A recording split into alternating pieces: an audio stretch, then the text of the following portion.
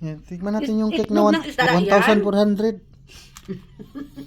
Tig 1,400 na cake, pitikman natin. Grabe naman yung cake na Kunin yan. kutsara doon. May yan na. kutsara doon. Ito yung binayaran guys, o itlog lang guys, o. Itlog ng ano 1,400. isda. Iso mo. Yan.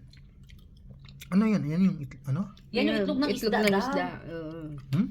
Ang Itlog sarap. yan ng isda. Ang sarap niya. Mahal yan.